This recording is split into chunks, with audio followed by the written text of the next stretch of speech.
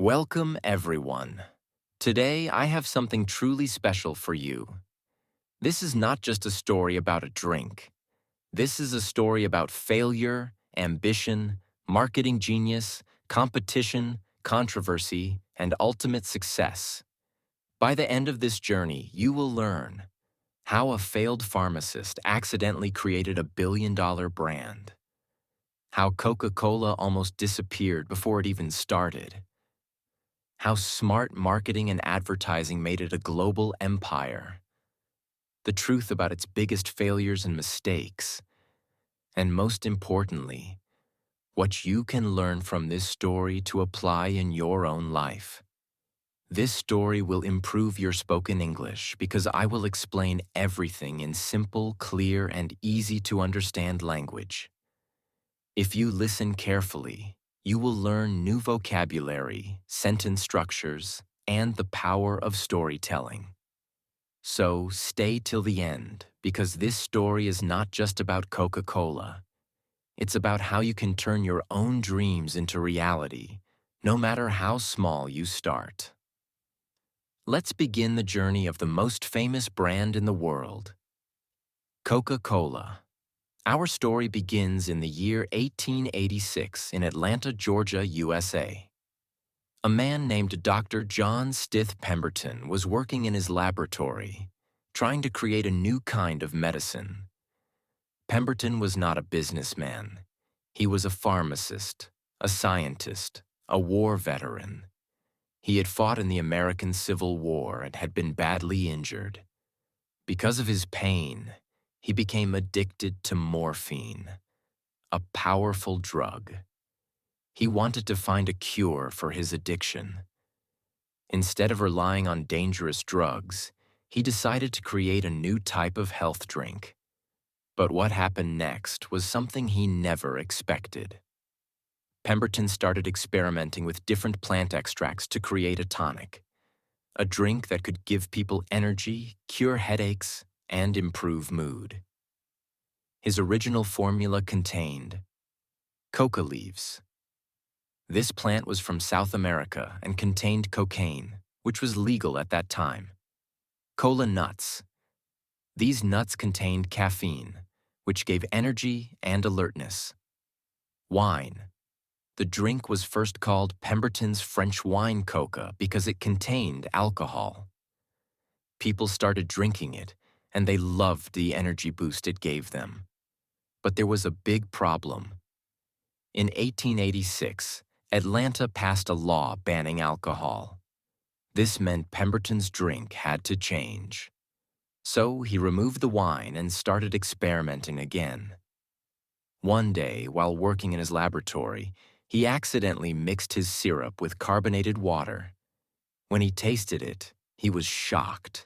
It was delicious. He took it to Jacob's Pharmacy, a local drugstore, and asked them to sell it. They started serving it for 5 cents per glass at their soda fountain. This was the birth of the drink we now know as Coca-Cola. Pemberton's bookkeeper, Frank M. Robinson, was a marketing genius. He told Pemberton, "The two main ingredients are coca from coca leaves and cola from cola nuts. We should call it Coca-Cola. It sounds catchy." Not only did he name it, but he also designed the original Coca-Cola logo in his own handwriting. That same curved, flowing script is still used today. Even at the very beginning, branding was everything. Pemberton had created a great drink, but he was not a businessman. He didn't understand how to grow a company. He was also sick and struggling financially. So instead of expanding Coca-Cola, he started selling small parts of the business to different investors. One of those investors was Asa Candler, a businessman who saw something Pemberton did not. Pemberton sold the Coca-Cola formula to Candler for just $2,300, about $70,000 today. This was the biggest mistake of his life. In 1888, Pemberton died without knowing that his drink would become the most famous in the world. Candler was not a scientist. He was not an inventor. He was a businessman with one goal: to make Coca-Cola the most famous drink in the world. By 1891, Candler had successfully bought out all the other investors and became the sole owner of Coca-Cola. But the company was still small. It was only being sold in a few pharmacies. It was not yet the global empire we know today. Candler knew that if Coca-Cola was going to succeed, he had to do something that had never been done before. Candler didn't invent Coca-Cola, but he did something even more important. He made Coca-Cola a lifestyle. He used marketing strategies that were unheard of at the time. These strategies made Coca-Cola go from being a small drink in a pharmacy to a national and international sensation. The free sample strategy, giving away Coca-Cola for free. Candler believed in one simple rule: if people taste Coca-Cola once, they will buy it again. So he started giving it away for free. He printed hundreds of thousands of coupons that allowed people to get a free glass of Coca-Cola. He placed these coupons everywhere, in newspapers, magazines, and even handed them out on the streets. He sent salesmen to bars, pharmacies, and soda fountains, asking them to serve Coca-Cola for free to customers. This might seem like a crazy idea, giving away the product for free. But it worked. Within a few years, millions of people had tried Coca-Cola, and they loved it. They kept coming back and were now willing to pay for it. By 1900, 1 in every 9 Americans had tried Coca-Cola. Candler had created a demand that had never existed before. Branding everywhere. Making Coca-Cola a household name. Candler understood something most businesses fail to realize. If you want people to remember your product, they need to see it everywhere. So he made sure the name Coca-Cola was on everything. Clocks, calendars, notebooks, billboards, painted on buildings, on store signs. No matter where people went, they saw "Drink Coca-Cola" written somewhere. This was the first time in history that a product was being marketed so aggressively. And guess what? It worked. By 1895, Coca-Cola was being sold in every state in the U.S. The Coca-Cola bottle, the beginning of a legend. At first, Coca-Cola was only sold in soda fountains, meaning people had to go to a shop or pharmacy to drink it. But in 1899, 2 lawyers from Tennessee, Joseph Whitehead and Benjamin Thomas, approached Candler with a business idea. They wanted to start bottling Coca-Cola so people could buy it and drink it anywhere, anytime. At first, Candler didn't believe in the idea, but eventually he agreed and sold them the rights to bottle Coca-Cola for just $1. This was another huge mistake, because soon, Coca-Cola bottles became more popular than the drink sold in soda fountains. The first Coca-Cola bottles were simple and easily copied by competitors. So in 1915, Coca-Cola designed a unique bottle shape that was impossible to imitate. That famous curved Coca-Cola bottle?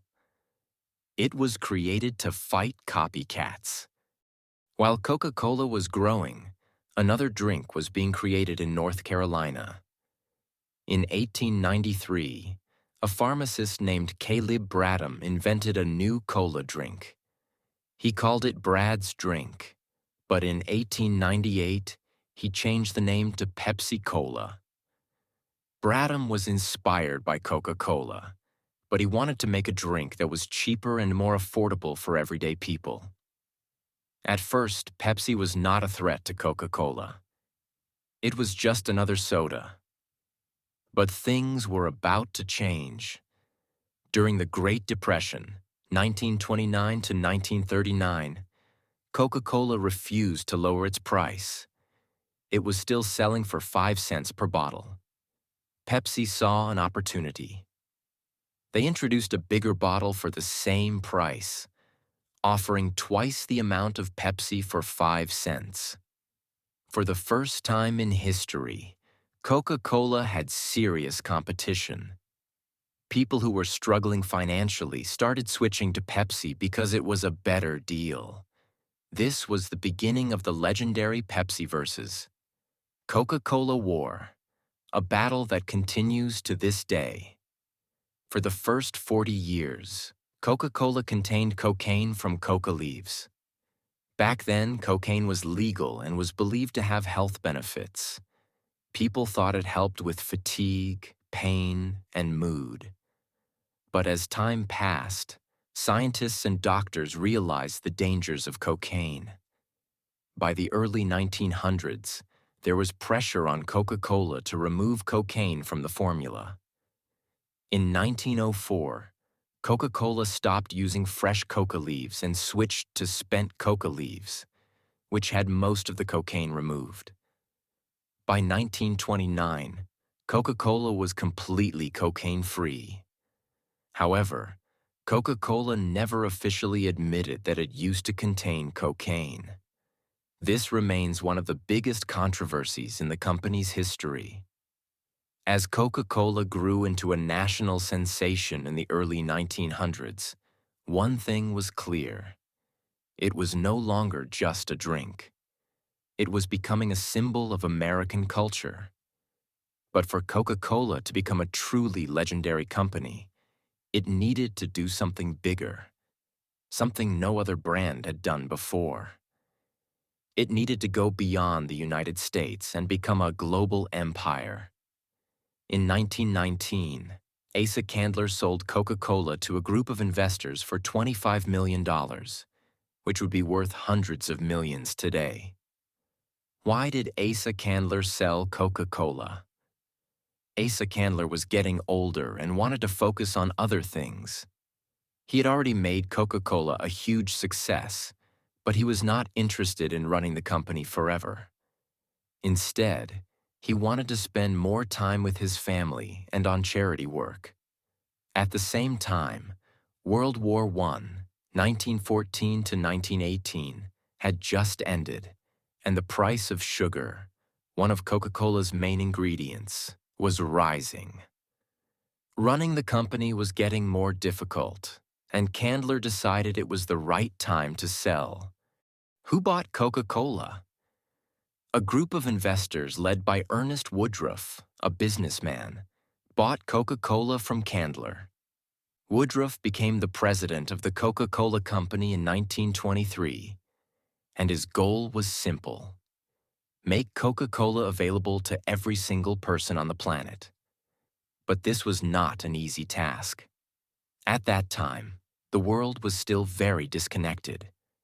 There were no modern supply chains, no global marketing strategies, and no easy ways to transport goods internationally. Woodruff had to build everything from scratch. To expand Coca-Cola outside the United States, he focused on 3 things. 1. Setting up bottling plants in different countries instead of just shipping Coca-Cola from America. 2. Creating marketing campaigns tailored to different cultures so people around the world would feel like Coca-Cola was made for them. 3. Making Coca-Cola available to soldiers, workers, and travelers, ensuring that wherever people went, they could find a bottle of Coca-Cola. By the 1930s, Coca-Cola had already entered many international markets. But it was still not a dominant global brand. That changed during World War II. When World War II started in 1939, American soldiers were being sent to fight in different parts of the world. These soldiers missed home, and they wanted something that reminded them of America. Coca-Cola saw this as an opportunity. Woodruff made a bold promise. Every American soldier anywhere in the world should be able to buy a bottle of Coca-Cola for just 5 cents. To make this happen, Coca-Cola built bottling plants in war zones so soldiers could get fresh Coca-Cola no matter where they were stationed. This was a marketing strategy like no other. Because of this, millions of soldiers became addicted to Coca-Cola during the war. And when the war ended, these soldiers returned home and continued drinking Coca-Cola, making it even more popular. But something even bigger happened. As Coca-Cola was setting up bottling plants in Europe, Asia, and Africa to serve soldiers, local people in those countries also started drinking Coca-Cola. By the time the war was over in 1945, Coca-Cola had entered over 44 countries. It had successfully used war to expand its global empire. While Coca-Cola was dominating the world, Pepsi was struggling. In the 1930s, Pepsi had nearly gone bankrupt because it could not compete with Coca-Cola's powerful marketing. But after World War II, Pepsi decided to fight back aggressively. By the 1970s, Coca-Cola was the undisputed king of soft drinks. It had been #1 for decades. But Pepsi was not ready to give up. In 1975, Pepsi launched one of the most famous marketing campaigns in history, the Pepsi Challenge. The concept was simple. Pepsi set up blind taste tests in malls and public places. People were given 2 unmarked cups, one with Coca-Cola and one with Pepsi. They were asked to take a sip from both and say which one tasted better. The results were shocking. A majority of people chose Pepsi over Coca-Cola. Pepsi used this campaign to attack Coca-Cola directly, running commercials that showed real people choosing Pepsi in blind taste tests. This was a massive hit. Pepsi had challenged Coca-Cola before, especially during the Great Depression with its lower price. But in 1975, the Pepsi Challenge changed the game. It wasn't just about price anymore.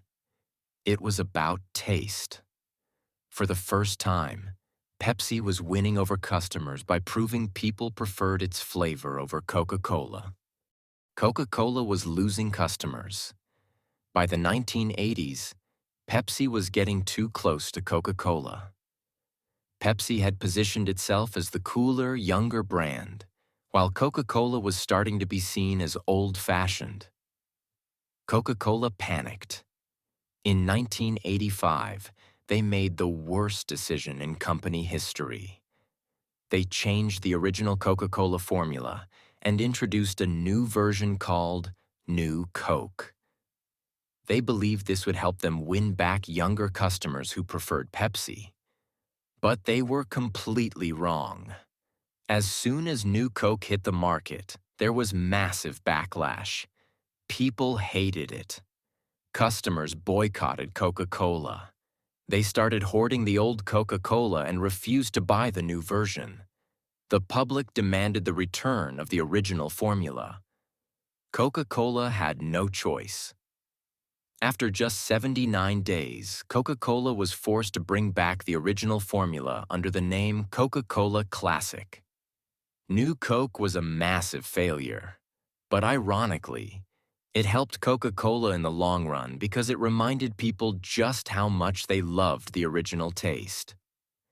This was one of the biggest marketing disasters in history. But Coca-Cola survived. The rivalry between Coca-Cola and Pepsi only got bigger over the years. Both companies spent billions of dollars on advertising, constantly trying to outdo each other. Pepsi focused on celebrities. It signed deals with Michael Jackson, Britney Spears, and Beyoncé, making Pepsi look more modern and stylish. Coca-Cola focused on emotional branding. It created the famous Share a Coke campaign and the legendary Christmas ads with Santa Claus. For decades, Coca-Cola and Pepsi attacked each other in commercials, lawsuits, and product launches. Even today, the Coca-Cola versus Pepsi battle continues, but Coca-Cola still remains the #1 soft drink brand in the world. The controversies. Coca-Cola's darkest secrets. Health controversy. Coca-Cola has been criticized for contributing to obesity and diabetes due to its high sugar content. Water crisis. In countries like India, Coca-Cola has been accused of taking too much groundwater, causing water shortages for local communities. Plastic pollution. Coca-Cola has been called out for being one of the biggest contributors to plastic waste worldwide. Lawsuits. Coca-Cola has faced multiple lawsuits, including accusations of hiring paramilitary groups in Colombia to stop labor unions. Despite these controversies, Coca-Cola remains one of the most powerful brands in history. Coca-Cola had already established itself as the world's most recognized soft drink brand. It had dominated the global market, fought off Pepsi, survived the disaster of New Coke, and continued to shape culture with its marketing. But the 21st century presented new challenges: health-conscious consumers, environmental concerns, and shifting drinking habits. By the early 2000s, Coca-Cola faced a new problem. Soda sales were declining. People were becoming more health-conscious, and concerns over sugar, obesity, and diabetes were pushing consumers toward healthier alternatives. Coca-Cola had two options. 1. Ignore the trend and keep selling soda. 2. Adapt and expand beyond soda. They chose the second option. Instead of fighting the shift, Coca-Cola started buying and launching new beverages to dominate every part of the drinks market. Here's how Coca-Cola expanded beyond soda. The water market. The smartest move. Coca-Cola realized that if people were drinking less soda, they were drinking more water. Instead of letting bottled water brands take over, Coca-Cola decided to dominate this space too. 2002. Coca-Cola launched Dasani, its bottled water brand, which became one of the best-selling water brands in the world. 2007. Coca-Cola acquired Glacéau, the company behind Vitamin Water and Smart Water, for $4.1 billion, one of the biggest beverage deals in history. Coca-Cola now owned some of the most popular bottled water brands, ensuring that even if soda sales dropped, people would still be drinking Coca-Cola-owned products. The juice business. Buying out the competition. If people weren't drinking soda, they were drinking juice. Coca-Cola knew it couldn't create a successful juice brand from scratch, so instead, it bought one of the biggest juice companies in the world. In 2001, Coca-Cola purchased Minute Maid, one of the most well-known juice brands. In 2007, it acquired Odwalla, a premium smoothie and juice company, though it later discontinued the brand in 2020. In 2009, Coca-Cola bought a stake in Innocent Drinks, a European smoothie and juice brand that became incredibly popular.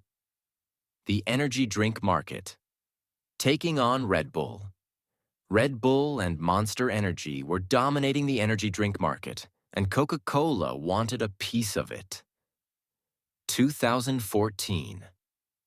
Coca-Cola bought a 16.7% stake in Monster Energy for $2.15 billion, securing a partnership that allowed Monster to dominate while Coca-Cola distributed its drinks globally. Coca-Cola also launched its own energy drink, Coca-Cola Energy, though it struggled to compete with Red Bull and Monster. The coffee takeover, entering Starbucks territory. Coffee was a trillion-dollar industry, and Coca-Cola had no major presence in it. That changed in 2018 when Coca-Cola made one of its biggest purchases ever, buying Costa Coffee for $5.1 billion. Costa Coffee was the UK's largest coffee chain and had over 4,000 locations worldwide. With this deal, Coca-Cola officially entered the coffee industry, competing directly with Starbucks. One of Coca-Cola's most genius strategies is brand diversification. Many people think Coca-Cola only sells Coke, Sprite, and Fanta.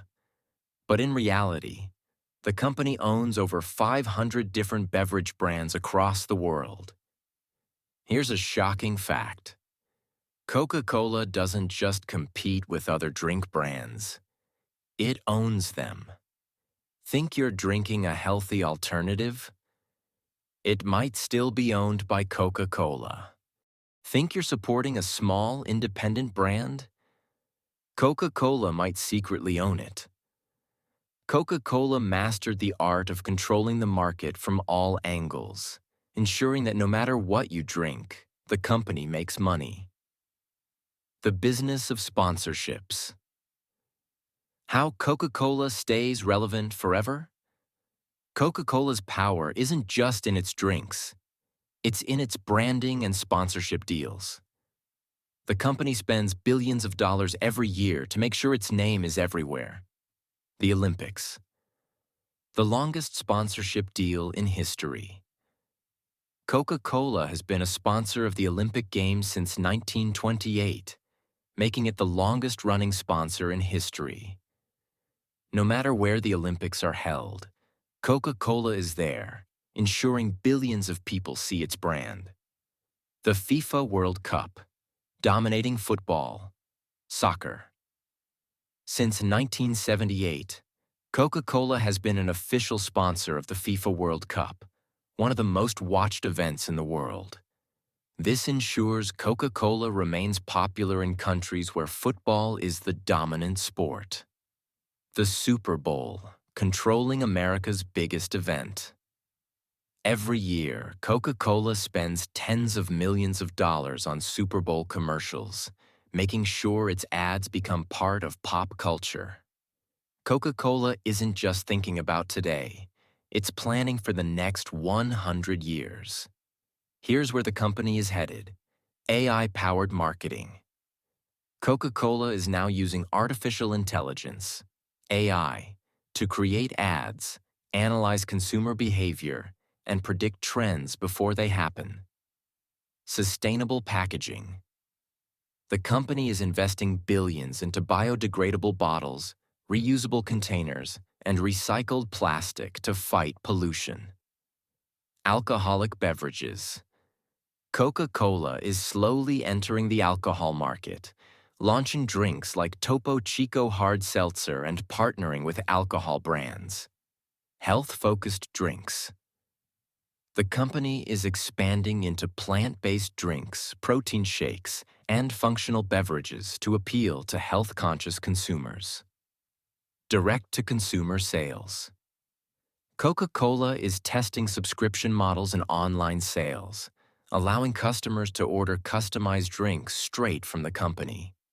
Coca-Cola is more than just a drink. It's an empire, a cultural icon, and a marketing powerhouse. It turned a 5-cent soda into a $250 billion company. It survived World War II, the Cola Wars, and massive scandals. It adapts, innovates, and dominates the global beverage industry.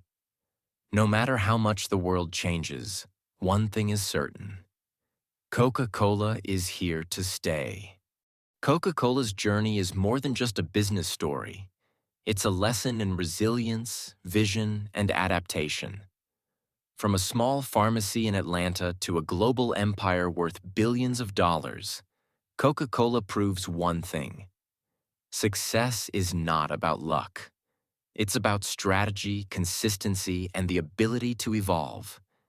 Here are the biggest lessons you can learn from Coca-Cola's incredible success. 1. Build a strong brand.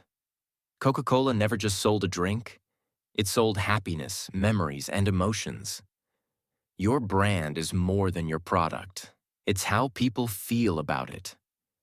Whether you're starting a business, growing a career, or creating something new, focus on building a strong identity that people connect with. 2. Never fear competition. Use it to grow. Pepsi came after Coca-Cola like a storm, but instead of giving up, Coca-Cola fought harder. The lesson? Competition forces you to improve. If someone challenges you, don't panic. Get better, innovate, and prove why you deserve to be number one. 3. Mistakes are not the end. They are a new beginning. Coca-Cola's biggest failure, New Coke, could have destroyed the company. But instead, they admitted their mistake, listened to their customers, and bounced back stronger. In life, you will fail. What matters is how you respond. Keep going, keep learning, and keep improving. 4. Adapt or die. Coca-Cola changed its marketing, packaging, and strategy over time to stay relevant. In a fast-changing world, if you refuse to evolve, you will be left behind. Always be ready to adapt and grow, no matter what industry you're in. 5. Think big and take risks. Coca-Cola didn't stop at America. It aimed for the world. If you want to achieve greatness, stop thinking small. Dream big, take risks, and go after what you truly want. Coca-Cola is not just a drink. It's proof that anything is possible if you work hard, believe in your vision, and never stop improving. If you want more powerful and inspiring stories like this, subscribe to this channel and stay motivated to achieve your own success. Your journey is just beginning.